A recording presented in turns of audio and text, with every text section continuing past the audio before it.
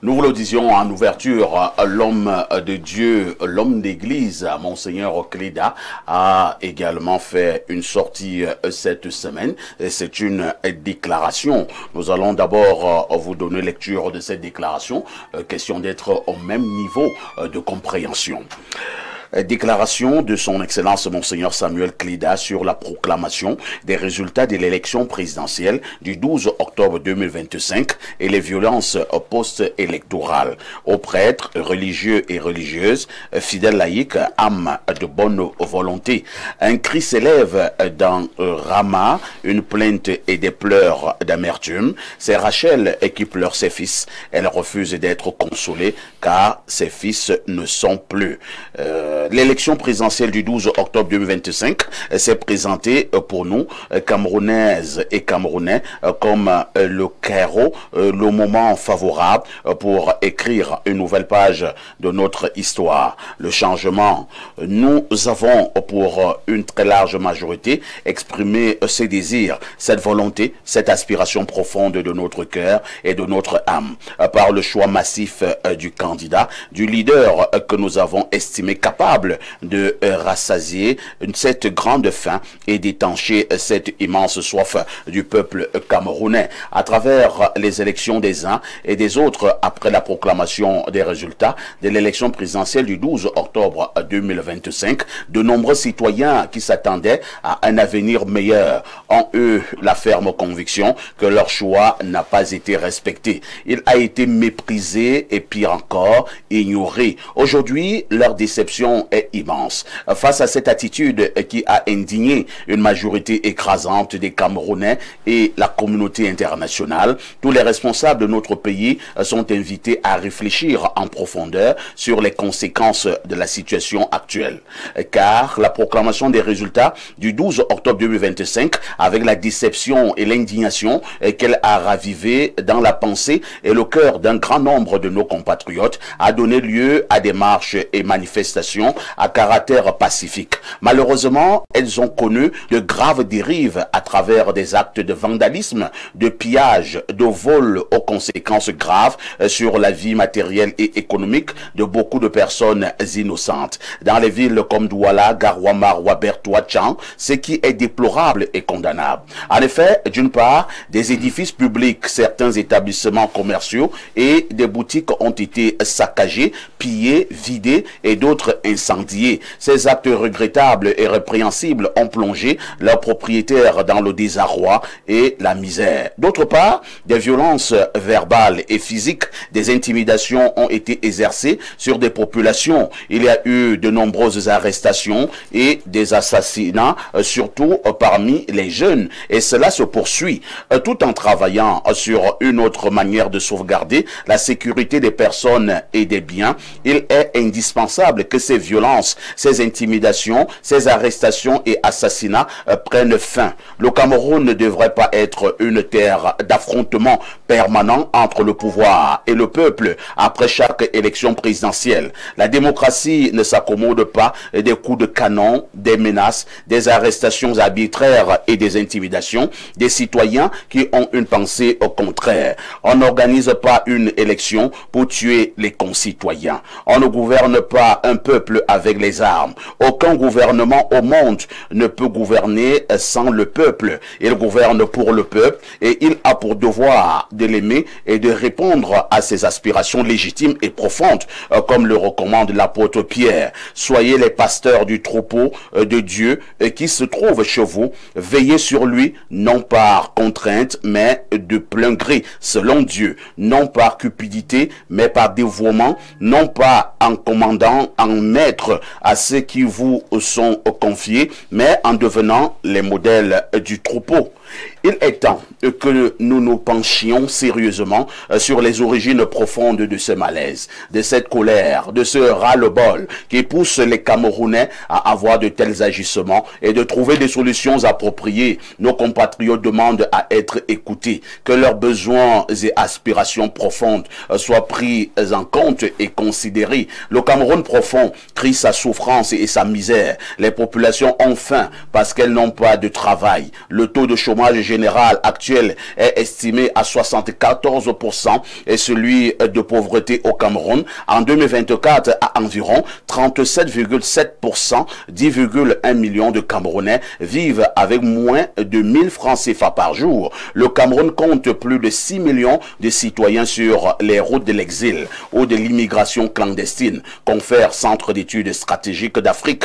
Notre pays est dépourvu d'un système économique fiable, pourvoyeur d'emplois. Le déficit énergétique, eau et électricité ne permet pas le développement du tissu économique. Le peuple est inquiet de cette situation qui perdure sans aucun signe d'espoir à l'horizon. Des citoyens ou des familles préfèrent s'en aller à l'étranger. Un peuple qui descend dans la rue pour crier son désespoir, exprime une rupture et interpelle la conscience des dirigeants. Si des milliards sont dépensés pour organiser les élections, on peut également en trouver pour le bien-être des populations. Nous ne saurions faire la sourde oreille ni rester indifférents, insensibles aux signaux de détresse qu'elle nous envoie. Nous sommes parvenus au terme d'une élection présidentielle. Pouvons-nous oser espérer une amélioration réelle, significative et effective des conditions de vie des Camerounais par rapport à la situation actuelle? Cette situation qui est marquée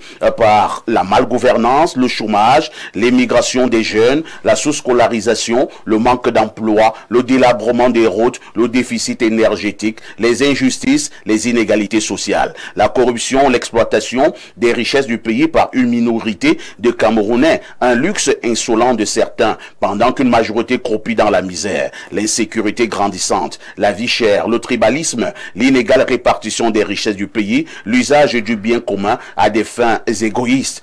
Tout ceci entraîne un climat social tendu et délétère. L'apaisement et la préservation de la paix et de la stabilité dans notre pays aujourd'hui passe par une prise de conscience collective de ces différentes crises qui minent notre pays et engendrent la souffrance et la misère des Camerounais et la ferme volonté d'y apporter des solutions appropriées.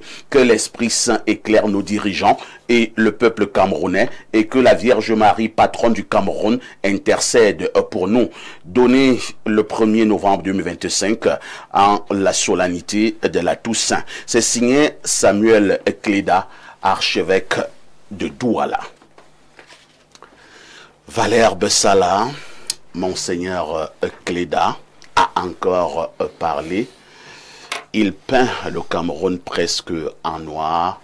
Il dit que l'on ne gouverne pas un pays avec les armes. Votre réaction? C'est une peinture normale, c'est une peinture qui n'est pas nouvelle, c'est une peinture qui n'impressionne pas, puisqu'en fait c'est la réalité qui ressort tout simplement. Moi je me serais attendu à une prise de position claire de l'évêque, comme il a eu à prendre position depuis janvier, à travers tout le mouvement des évêques qui a précédé cette élection. Bon, mais sur le fond, je crois que vous avez parfaitement résumé son propos avec votre thème. C'est-à-dire qu'il relève la rupture du peuple avec ses dirigeants. Je crois que vous avez parfaitement résumé. Je crois que c'est la bonne approche qu'il faudrait avoir dans tout ce discours. Alors, le fond est tout à fait clair. C'est l'élection, parce qu'en fait, il va nous amener à parler des leçons de cette élection. Mais il l'a fait partiellement. Parce qu'on peut prendre des leçons de chaque côté, hein, ouais. Du côté de nous-mêmes dans l'opposition, du côté du peuple qui est au milieu, et puis du côté des dirigeants. Parce que lui, il n'a que parlé des dirigeants. Moi, je préfère parler d'abord de l'opposition chez nous. Il faudra parler de l'opposition. La première leçon de cette élection est que nous, de l'opposition, n'arrivons toujours pas à comprendre, à saisir ce qu'attend le peuple. Ça, c'est la première leçon. C'est-à-dire que le peuple nous a parlé lors de cette élection pour nous dire « Trouvez-moi, moi le peuple, un profil qui sied au Cameroun de demain que nous voulons construire et je vous suivrai. » Le peuple ne suit pas parce que le profil que les aînés sont allés chercher, c'est-à-dire celui qui court là, le Baphomet, Tiroma, il ne correspond pas. Moi, je n'aime pas parler des individus, mais je dis, il est clivant, il est clivé. Et le peuple le comprend mieux que nous. Et comme j'ai l'habitude de dire à certains aînés, quand je cause avec eux, je leur dis, ce peuple est plus intelligent que nous. Parce que quand une cause est bonne, et c'est le cas actuellement, et que le profil qui tient le lead de la cause est bien choisi, le peuple suit. Or, nous avons une situation, et M. Cléda le dit, le marasme total du pays, c'est ça la cause. Mais on est allé chercher quel profil? Les nés Anissé Kane, Dieu Kamchameni, qui nous ont arraché l'éveil des populations pendant que nous on travaillait, ils ne savaient pas où ils étaient. Ils sont sortis avec une affaire à Douala en 2024 là, et de groupe de Douala, ça a muté à machin, ça a muté à ceci, ça a muté à... Lui il était même là dans l'éveil, mais les autres là.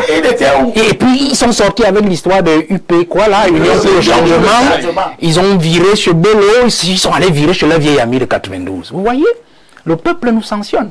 Cette élection, c'est une sanction. Donc, c'est la première leçon.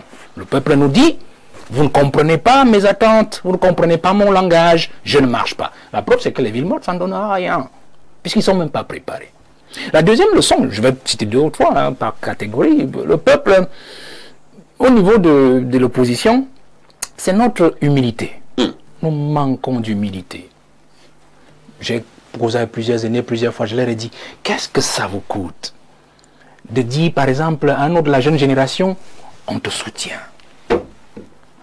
Regardez, la jeunesse, c'est 60-65% de la population. Et quand on regarde le fichier électoral, moi j'ai demandé le boycott. Je crois que c'était 3 ou 4 jours avant l'élection. Moi j'ai dit aux jeunes, on ne part pas à cette histoire parce que j'ai vu les fraudes qui étaient programmées, j'ai vu le bafomètre qu'ils sont allés soutenir, qui ne pouvaient nous amener nulle part. Donc j'ai vu ça, j'ai dit aux jeunes, ça ne sert à rien, nos intérêts ne sont nulle part. Eh bien, ici, aujourd'hui, quand vous regardez ce que nous sommes en train de faire, le peuple est en train de nous parler. Notre humilité. Imaginez seulement que les aînés avaient choisi même un candidat neuf qui était là. Il y avait même des jeunes là. Chacun a ses défauts. Hein. Nul n'est parfait. Ils auraient pu dire vraiment, pour faire vraiment mal à ce régime et nous en sortir, capitalisons peut-être sur la jeune génération qui est nombreuse.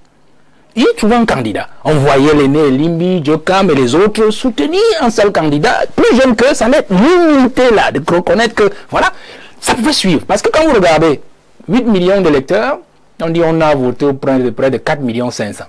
Ça veut dire qu'on a un taux d'abstention dans les 45%. Rien de la moitié. C'est même 3 millions 5. On a 3 millions 5 sur 8 millions. Si vous ajoutez donc les bourrages avec les fraudes. Les bourrages comment?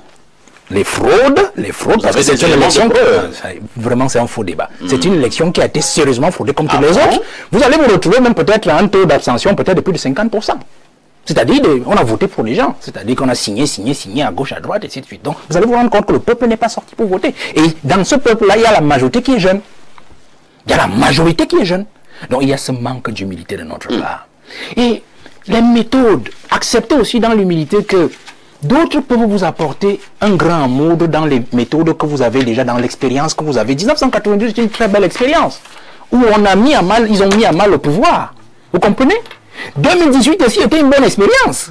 Mais vous ne pouvez pas répliquer 1992 en 2025 sans associer les éléments de la nouvelle génération qui peuvent vous apporter d'autres idées, qui peuvent vous apporter un peu plus dans votre moulin. Valère, restons un peu dans ce que vous appelez la jeune génération. Prenons justement cette jeune génération lors de la dernière élection. Oui, c'est bien beau de dire que ces aînés n'ont pas voulu soutenir un jeune. Mais il y avait peut-être 4 ou 5 jeunes au niveau de la compétition. Pourquoi les 5 jeunes en question eux-mêmes ne pouvaient pas également s'associer pour dire nous faisons bloc et nous soutenons un camarade? C'est un autre débat, je reste dans le sujet.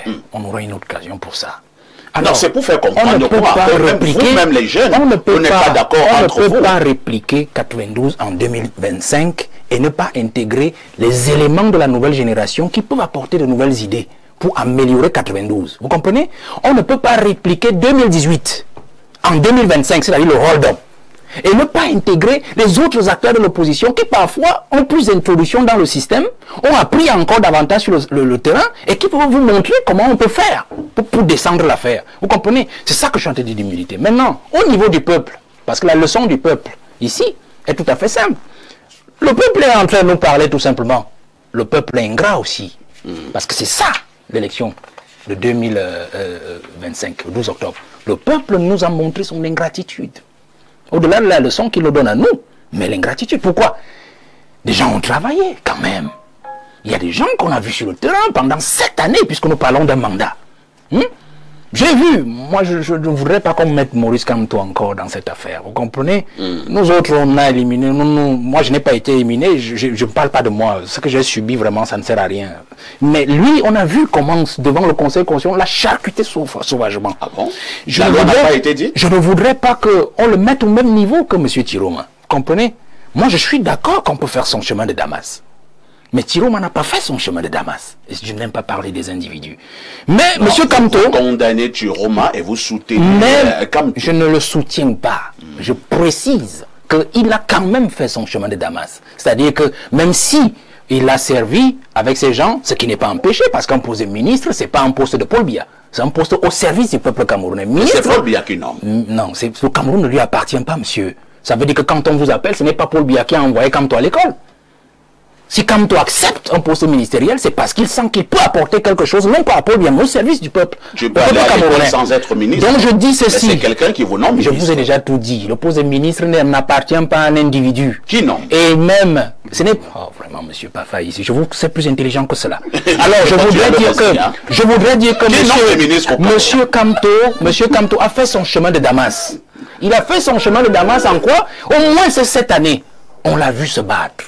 Nul n'est parfait. On l'a vu se battre aux côtés du peuple camerounais. On l'a vu se battre pour des causes évidentes du peuple camerounais. Donc on ne peut pas le mettre au même niveau. Parce que Tiroma n'a même pas un seul point de retour au du chemin de Damas. Alors moi je voudrais dire que la leçon donc, que le peuple nous envoie, c'est son ingratitude aussi. C'est-à-dire qu'il ne sait pas défendre ceux qui le défendent. C'est-à-dire qu'on a vu devant le Conseil constitutionnel le 5 août, le peuple ne s'est pas levé. Comme il s'est levé derrière Tiroma, qui était nulle part avant cette élection, la veille de cette élection. Maintenant, au niveau des gouvernants, j'abrège là, je pense que l'une des leçons aussi, c'est surtout pour Paul Biya, les autres ne m'intéressent pas. Paul Biya, je crois que la leçon principale qu'il doit comprendre avec ces contestations populaires, c'est que ces contestations sont davantage l'œuvre de ses collaborateurs. On a parlé d'arrogance, on a parlé de mauvaise gestion, malgouvernance, ainsi de suite. Mais je vais aller plus loin. Cette contestation, au fond, pour ceux qui ont la bonne information, sont l'œuvre davantage des colères de ceux qui ont pactisé avec les membres du gouvernement et ses collaborateurs. C'est eux qui sont derrière cette affaire, qui poussent, qui financent, qui soutiennent Tiroma dans cette affaire, pour dire en fait que nous avons été floués par les collaborateurs de Paul Biya dans des choses que nous avons eu à faire avec eux. Nous n'avons pas été remboursés, nous n'avons pas été payés, nous ne sommes pas rentrés dans nos propres fonds. Alors nous décidons qu'il doit tomber, ils doivent tomber. Donc Paul Biya doit prendre ses responsabilités. Au-delà de ça, il y a aussi ceux qui sont censés lui donner la bonne information, sont censés lui donner, comment dire, la réalité du peuple camerounais dans son quotidien, c'est-à-dire ses intimes. C'est-à-dire ceux qui voient le président tous les jours et qui justement lui cachent la vérité. Parce qu'il peut dormir comme il dort et tout. Je disais à quelqu'un l'autre jour que est-ce que vous êtes même sûr que Paul Biya même, il sait que les enfants courent dehors et cassent les écoles, brûlent les commissariats. Parce que c'est ça le véritable souci, vous savez. Il n'a pas l'information. Non, j'ai dit, est-ce que vous êtes même sûr? Puisque si on regarde les 7 années qui sont passées, on a comme l'impression que le président, bon, pas comme l'impression, il a été absent. Et dans l'absence, on peut soupçonner même qu'il n'était même pas au courant de tout cela. Alors, si vous, M. Pafa, ici, vous voulez me faire savoir que Biya était au courant de tout cela, alors c'est encore plus grave que ce que j'ai envie de dire. Merci Valère Bessala. Professeur Owenangini, Monseigneur Kleda a remis cela. Hein. Il critique de manière très acerbe la gouvernance au Cameroun, l'ordre au gouvernant et tout ce qui va avec. Lorsque vous avez suivi cette sortie de Tiroma, vous pouvez avoir des larmes aux yeux quand même, professeur. C'est la preuve de ce que ça ne va pas. Vous savez, on peut faire un usage biaisé des vérités. Et ça, c'est le type de stratégie des démagogues et des populistes. C'est-à-dire, ils prennent la vérité et ils tournent la vérité dans le sens qu'ils veulent. Ce qui montre qu'on a affaire à une évaluation qui est biaisée, c'est qu'il y a déjà un élément qui est complètement mis de côté. Et c'est cet élément que M. Bessala a relevé. C'est-à-dire, Monseigneur Kleda veut évaluer la situation politique sans prendre en compte le fait que le champ politique est structuré entre ceux qui ont le pouvoir et ceux qui ne sont pas au pouvoir et qui incarnent dans ce qu'on appelle l'opposition.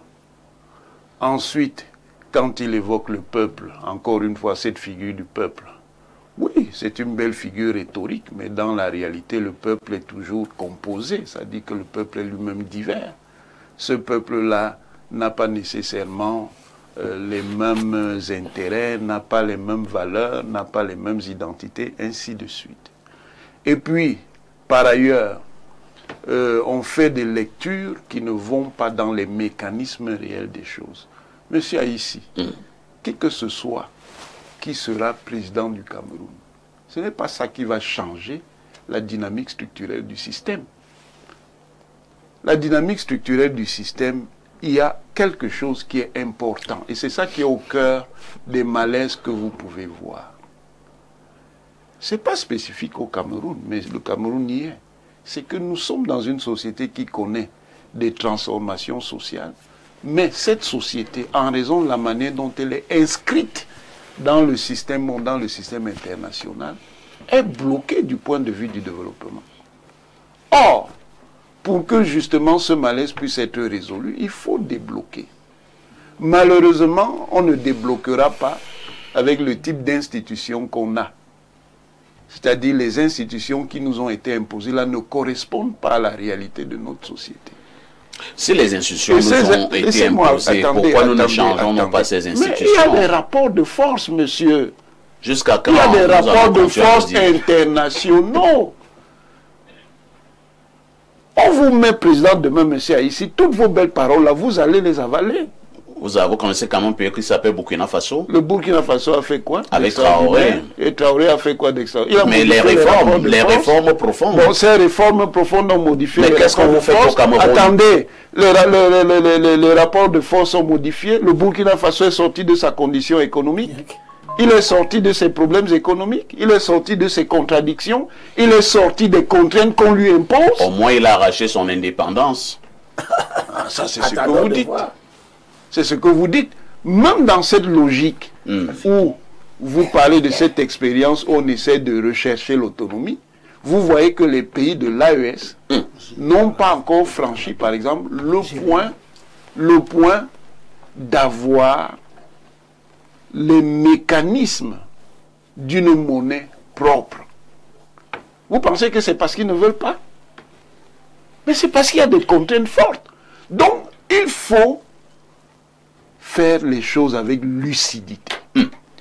C'est à partir de la lucidité qu'on peut arriver à des solutions qui sont des solutions praticables. Moi, le problème que j'ai avec Monseigneur Cléda, c'est que c'est un militant. Ah bon? Oui. Le fait de dire la vérité fait de vous un militant. C'est un militant. Est-ce que attendez, la preuve de ce que c'est un militant, c'est qu'il a escamoté un élément important de l'analyse qu'il faut prendre en compte. C'est-à-dire la manière dont l'opposition, dans sa diversité, se positionne dans un rapport de force. Parce que les problèmes que l'opposition connaît, c'est lié à un système qui n'est pas seulement interne, qui est externe. C'est ce système-là, monsieur. Et tant que l'opposition ne comprend pas ça, elle ne peut aller nulle part. Très bien. Qui crée les asymétries auxquelles l'opposition fait face. Le problème fondamental de l'élection, encore une fois, c'est l'incapacité de l'opposition à déployer des représentants partout, monsieur. Ça veut dire donc que les résultats dont certains se prévalent ne peuvent être qu'une bulle artificielle. C'est-à-dire, vous dites que, par exemple, vous avez gagné. On vous demande, bon, vous avez gagné. Où sont les preuves? Vous ne pouvez donc pas présenter les preuves de ce que vous avez gagné. Vous allez donc gagner comment? Pourquoi vous ne pouvez pas les présenter? Parce que vous n'avez pas l'appareil politique qui est déployé face à l'appareil concurrent sur le terrain. Et pourquoi vous n'avez pas ça? Ce sont les asymétries qui sont liées à la condition générale du système dans lequel vous êtes. Voilà les problèmes fondamentaux. Ce n'est pas des problèmes d'hommes, ce n'est pas des problèmes de Tiroma, ce n'est pas des problèmes de Paul Biya, ce n'est pas des problèmes de Kamto. Très bien. Donc, ça serait Elimbi Onangini, Bessala Omoyolo, que ça ne changerait pas grand-chose. Moi, je dis, ce qui doit donc être important, au lieu d'encourager, parce que par ailleurs, il y a quelque chose qui me semble pernicieux là-dedans. C'est une apologie implicite du désordre, au motif que les gens souffrent. Vous pensez que c'est le désordre là qui va faire que les gens souffrent moins? Merci, professeur. Soulono Yolo, qui a parlé? C'est Cléda, le militant, ou Cléda, l'homme de Dieu? Je voudrais, si vous permettez, laisser, n'est-ce pas, la politique, ou de l'analyse politique au politologue. Parce que essayez-vous encore. C'est plus jamais. J'abandonne ça. Et je voudrais convoquer ce que je sais faire. Analyse journalistique et froide. Je voudrais faire l'exercice de Limbi Lobé en attaquant d'entrée de jeu la sortie de Cléda, qui est en 10 points. Vous l'avez vu, ça veut dire que beaucoup de téléspectateurs avertis l'ont comprise. Il dit un cri s'élève dans Rama, une plainte et des pleurs d'amertume. C'est Rachel qui pleure ses fils. Elle refuse d'être consolée car ses fils ne sont plus. Jérémie 31, 15. Ça doit être un indicateur que l'homme qui va parler et qui parle, n'est-ce pas, fait. C'est comme s'il promenait son miroir dans la société camerounaise. C'est ce qui va suivre. Il fait la peinture crue, quoique triviale, des réalités sociales camerounaises. En réalité, ce n'est pas le monseigneur Cléda habituel qui fait dans la fronde ou alors dans l'opposition politique, comme j'entends dire ici. C'est monseigneur Cléda qui fait le tour. Et il laisse entrevoir toutes les réalités sociales du Camerounais, la misère et tout cela. Et je voudrais que, si on reste dans sa sortie, que si on a donné la lu, qu'ils disent là où c'est faux, qu'est-ce qui est biaisé. Je ne suis pas sûr qu'il a lu. Mais non, sur les 10 points de monseigneur Cléda, il y a les 2 derniers, 9 et 10, qui nous parlent. Si vous y allez. Et je pense que Cléda prend position. Là, je ne suis pas d'accord avec mon cher ami. Bessala. Dans 9, il dit, nous sommes parvenus au terme d'une élection présidentielle. Quand tu dis que nous sommes parvenus au terme d'une élection présidentielle, il y a de manière implicite l'acceptation de l'élection du président Biya. Il y a de manière implicite l'acceptation de ce que le Conseil constitutionnel a proclamé M. Biya, le patriarche Biya vainqueur. C'est-à-dire, et puis la question qui suit, moi je suis dans l'analyse de ce que Cléda dit, la question qui suit, il dit, maintenant que l'élection présidentielle est derrière nous, pouvons-nous oser espérer une amélioration réelle, significative et effective des conditions de vie des Camerounais par rapport à la situation actuelle? Vous voyez que c'est une projection vers l'espoir et peut-être même vers l'espérance. Très cher. D'accord.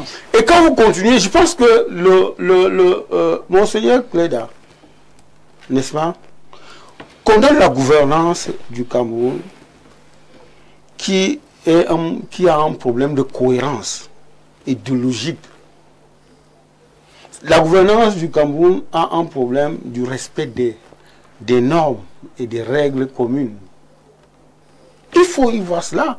Donc, quand il dit, je me permets de dire, parce que dans mon analyse, le problème du Cameroun aujourd'hui est l'inamovibilité du président Paul Biya. Le danger de cette inamovibilité fait que elle crée, n'est-ce pas, une compétition malsaine entre les Camerounais, particulièrement entre les générations. De jeunes Camerounais en viennent à souhaiter la mort des moins jeunes, voire à commettre des parricides. Il manque une circulation saine des compétences et des générations au nom de la respiration sociale. Dans un ministère où un ministre a mis 20 ans, on peut imaginer des carrières et des vies qui sont ruinées et brisées. Mais c'est aussi, donc il se crée, n'est-ce pas, la caste des privilégiés. Cela suscite le ressentiment social. C'est le lieu de conclure, n'est-ce pas, au blocage de l'ascenseur social. C'est vrai, vous retrouvez ça dans le texte de Monseigneur Cléda. Ce qui veut dire en clair, c'est que l'homme qui sort est un pasteur. Est un pasteur parce qu'il voit venir et il pense qu'il faut bloquer, hein, il faut parler, il faut bloquer, il faut éviter l'embrasement de la société camerounaise. Et c'est l'occasion pour nous, parfaire ici, et pour moi-même, de supplier, d'inviter les sages, les patriarches, les dignitaires religieux, de se mettre au travail pour éviter, n'est-ce pas, cet embrasement, contrairement à l'arrogance que les uns, l'arrogance des uns et des autres. Moi, j'ai écouté, en plus de cette contribution de Monseigneur Cléda, qui m'a été envoyée par le PDG, n'est-ce pas, du groupe La Météo, Dieu de 9-20, je la remercie d'ailleurs, et c'est pour ça que je l'ai lu et relu. J'ai écouté hier, dans une station de radio Royal FM, pour ne pas citer, la sortie du révérend pasteur, un autre homme de Dieu, Emmanuel Noël Bissaï, qui dit ceci, parce que je l'ai écouté. L'appel au calme et à la paix de Emmanuel Bissaï. En bon apôtre de la paix, l'homme de Dieu, président du consortium de l'emploi finance, invite à l'apaisement et la pondération.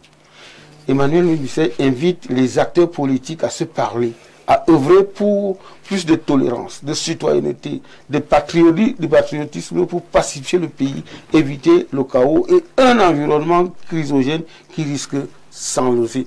Quand vous entendez de plus en plus les hommes de Dieu sortir, n'est-ce pas, et Emmanuel Noël Bissaï a félicité la victoire du président Biya pour dire que c'est le patriarche, il faut.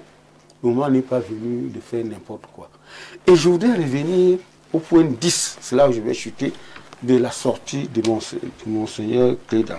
Parce que moi, je suis un pacifiste. Apparemment, vous faites un commentaire composé. Hein. Je vous ai dit dès le début, j'ai fait une œuvre de journaliste, l'analyse.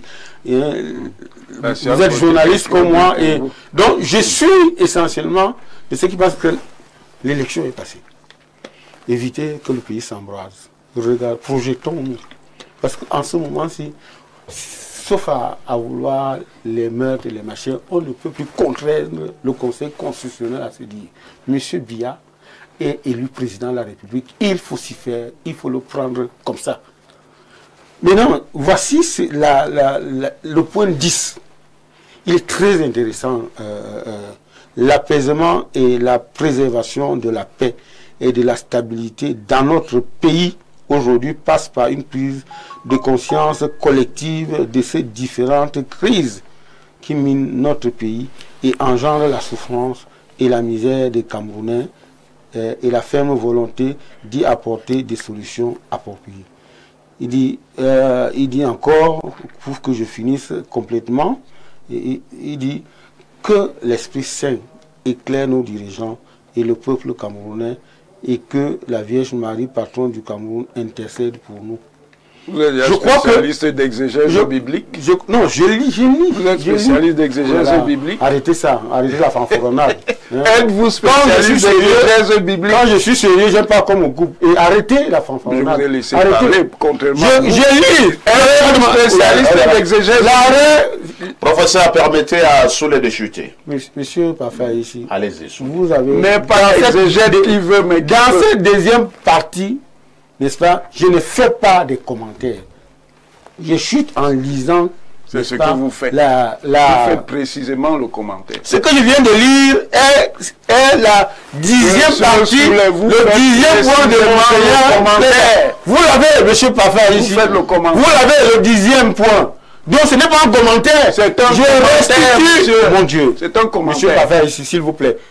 S'il vous plaît, pour trancher ça, lisez le 10e point. Vous avez bien lu, hein? Oui, non, s'il vous plaît. Je n'aime pas la redondance. Non, c'est pas la redondance, c'est la répétition. Vous avez chuté sous les... C'est la répétition, c'est pas la redondance. Chuter sous les... Non, je vais chuter en disant, donc. voici ce que est la dernière phrase de Monseigneur. Ça, c'est pas le commentaire.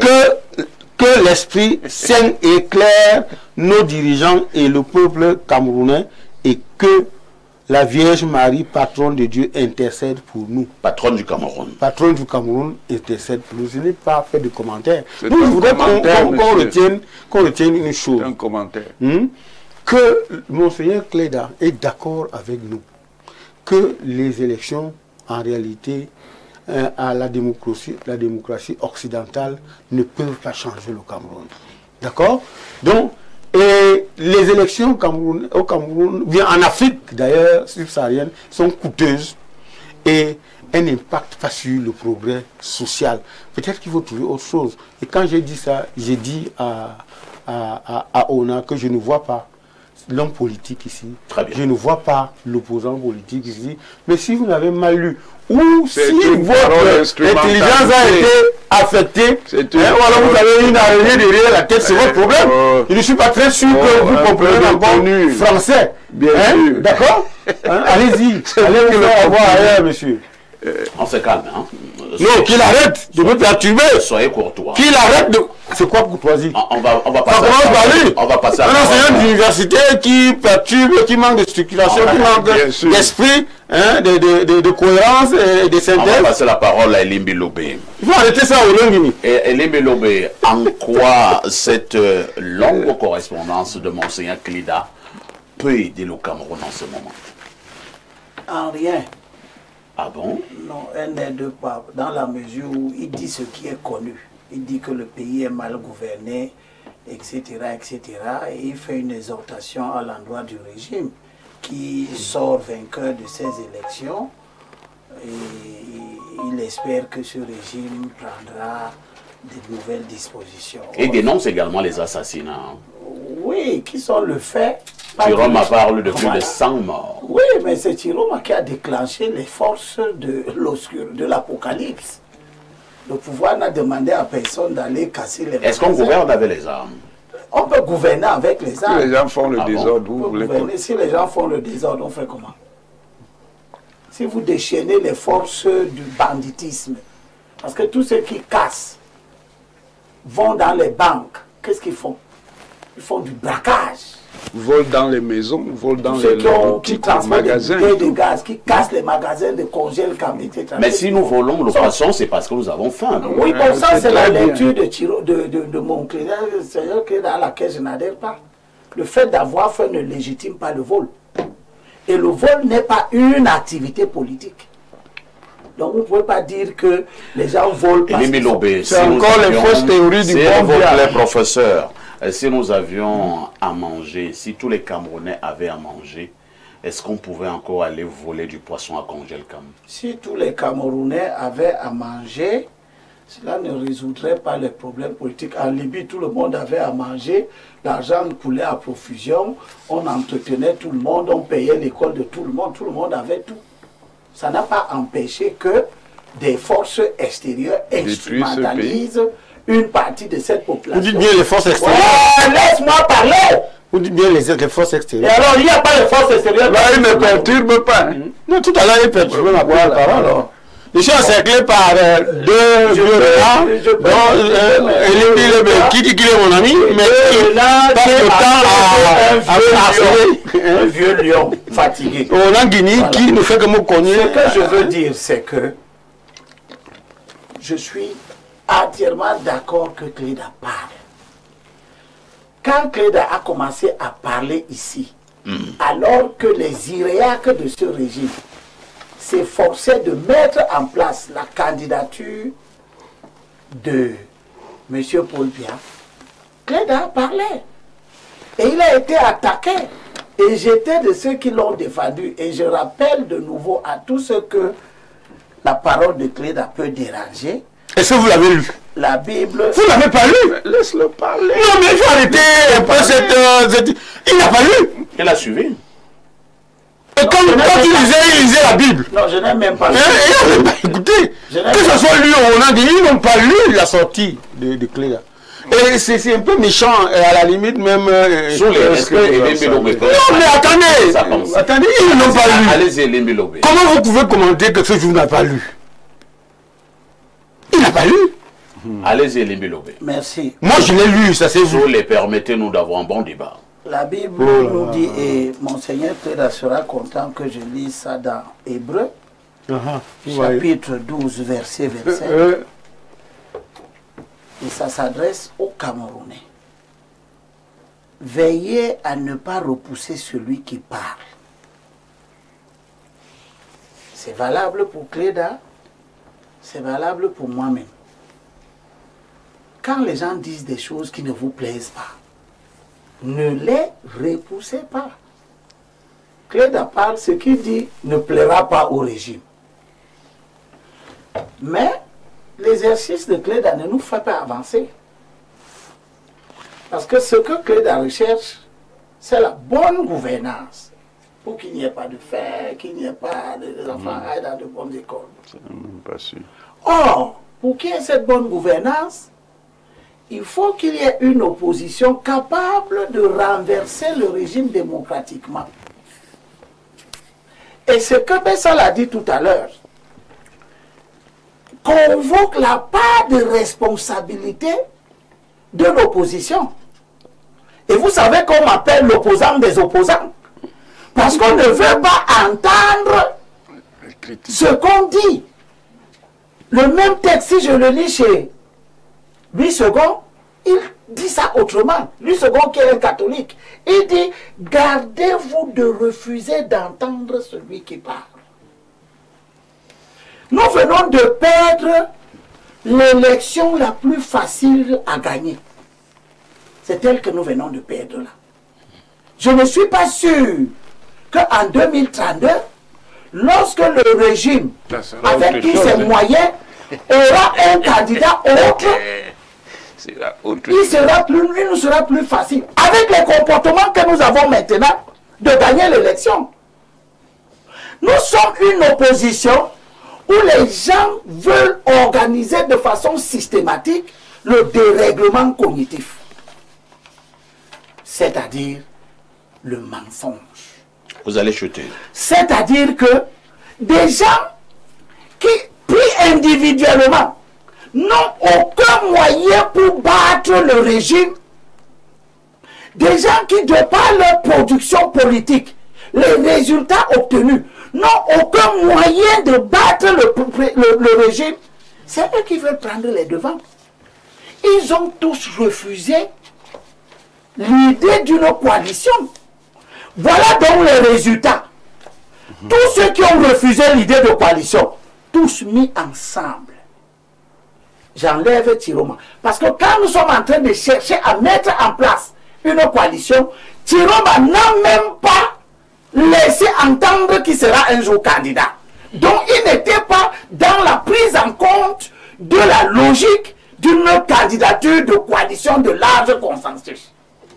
Mais tous ceux qui étaient dedans, Joshua aussi, Cabral Libi, Thomas Noudamjoya, qui sont les Serge Espoir Matomba, qui sont les acteurs politiques du champ, qui ont des appareils politiques, tous ont refusé.